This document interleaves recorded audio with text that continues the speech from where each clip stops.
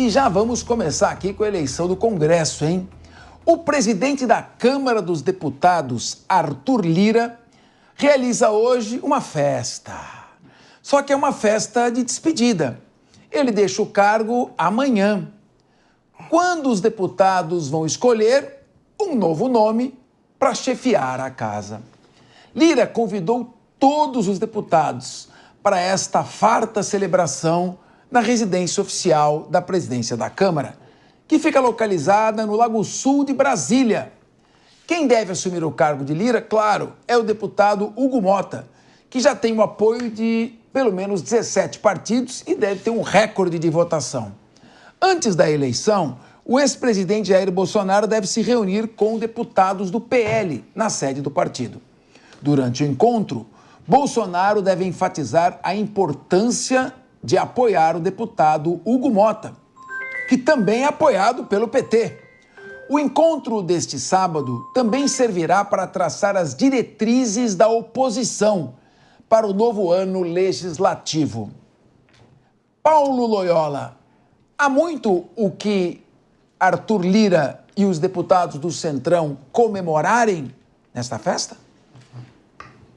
Boa tarde, companheiros. Boa tarde você que está aí assistindo a gente em casa. Boa tarde você que está ouvindo a gente no rádio. Antes de tudo, sem nenhuma dúvida, é um fato a ser comemorado pelo Centrão, porque se mantém no poder, né? Desde Eduardo Cunha, que na verdade organizou esse grupo ali por 2014, 2015, esse grupo vem coordenando ali os trabalhos da Câmara. E ganha também poder neste processo de renovação. Um dos fatos bem relevantes nesse sentido é que a própria CCJ deve sair do PL, hoje está na mão da deputada Carolina Detoni, uma deputada que pautou aí diversos pontos da pauta mais conservadora e deve voltar para o Centrão e ficar ali talvez com o MDB ou União Brasil, entre outras comissões. Eu acho que a gente pode ver o mesmo resultado, inclusive, no Senado, onde também tem um grupo político ligado ao Centrão que vai manter-se mais uma vez no poder. Agora, o perfil do deputado Hugo Motta é razoavelmente diferente do perfil do deputado Arthur Lira. Hugo Motta, pelo menos parece ser, ou vem sendo até aqui, mais do diálogo, mais da construção, menos do passar o trator, que é como ficou conhecido ali o perfil do Lira, mas vai também seguir fazendo e utilizando das emendas como moeda de troca com prefeituras, com o executivo e com suas bases eleitorais, apesar de ainda estar sob julgamento pelo ministro Flávio Dino do STF a questão do direcionamento das emendas e das regras de transparência atreladas a elas, mas isso vai ficar para negociação de quem vier a ser eleito, no caso da Câmara, muito provavelmente, Hugo Motta. Diogo da Luz, primeiro mandar um beijo para a Marcela, agora a doutora Marcela, formada em Medicina pela Uninove, que está acompanhando o nosso programa, telespectadora assídua. Diogo da Luz, se não vai mudar nada, vai continuar saindo caro esse congresso? Muito caro, Capê, sem dúvida alguma. Boa tarde a todos, especialmente a nossa audiência. Esse congresso custa caríssimo e custa cada vez mais.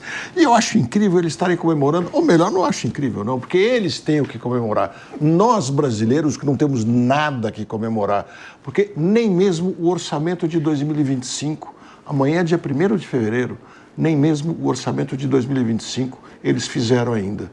Ou seja, não fizeram minimamente a lição de casa, mas não abriram mão das férias nem de julho, nem de janeiro, porque isso era muito mais importante. E não discutiram parar com essas emendas eleitorais, porque as emendas são para eles se garantirem, se perpetuarem no poder, conseguirem suas reeleições.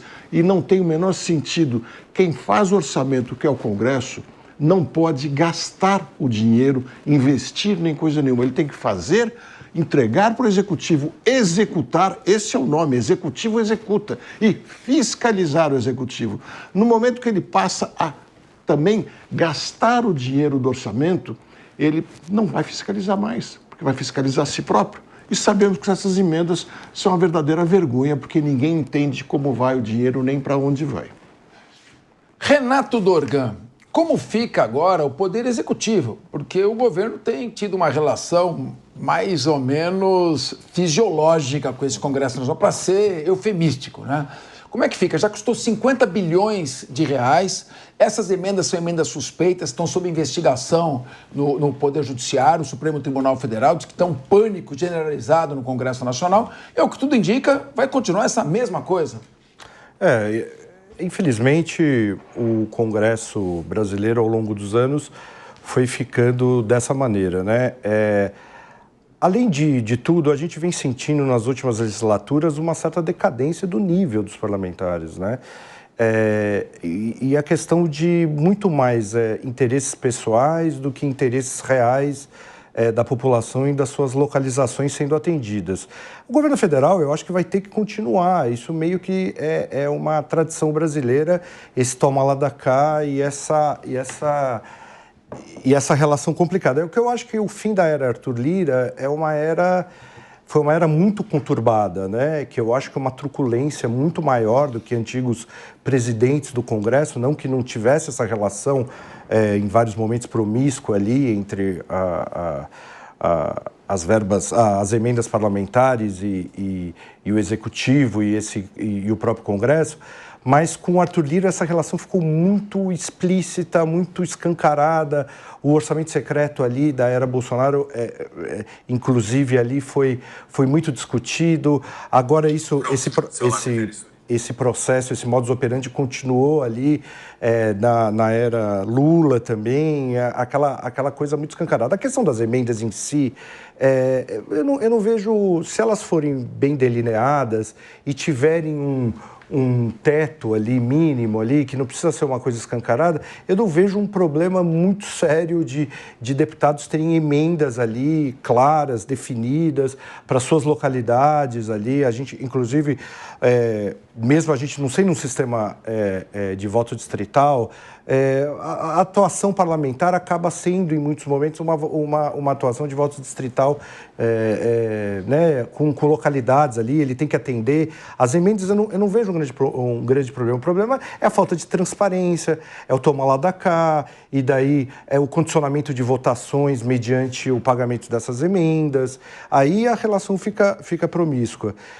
Eu acho que você não consegue interromper essa relação que os legislativos têm com os executivos no Brasil, mas dá pelo menos amenizar e tornar essa relação mais transparente e expor ela ainda mais para a opinião pública.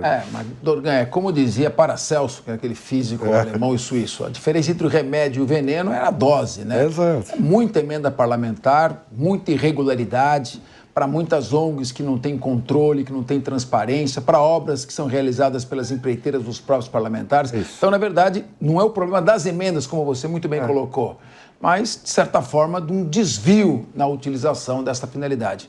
Mônica Rosenberg, nós temos 513 deputados federais, cada um deles com seu gabinete, que custa muito, com vários assessores, com uma estrutura que consome muito dinheiro do orçamento. No entanto, o que o Congresso tem trazido de retorno para a sociedade em termos de legislação, de leis importantes? Ele não consegue sequer se sobrepor? Suas leis são declaradas inconstitucionais pelo Supremo. Como você vê a possibilidade, ainda que em tese, que isso nunca vai acontecer, de reduzir esse número de 513 pela metade, pelo menos? Pelo menos ia custar menos. Boa tarde, Capês. Boa tarde você que nos acompanha aqui na Jovem Pan. Pois é, essa ideia da redução do número de deputados aparece com frequência, bem como a redução do tamanho do Estado, como se fosse uma grande solução.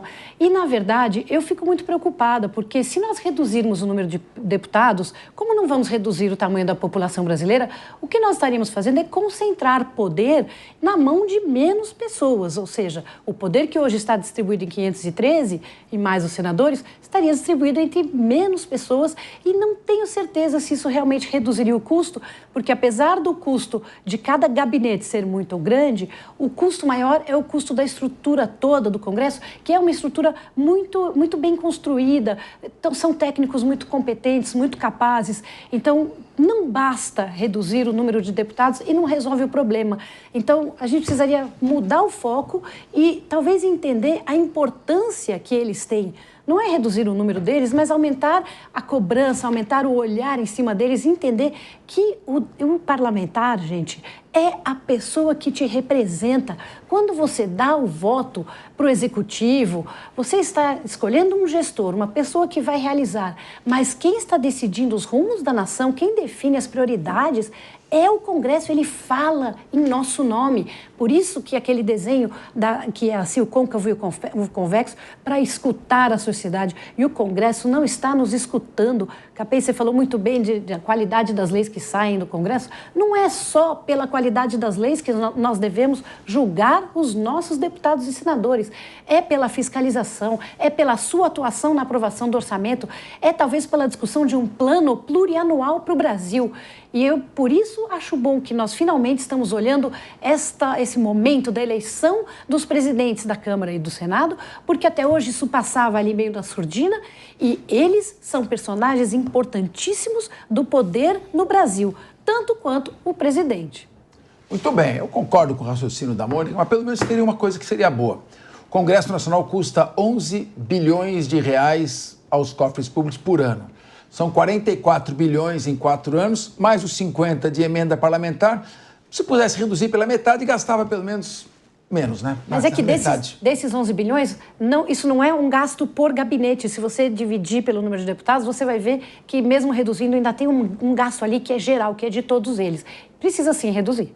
Exatamente. Cada deputado custa cerca de 8 milhões de reais por ano.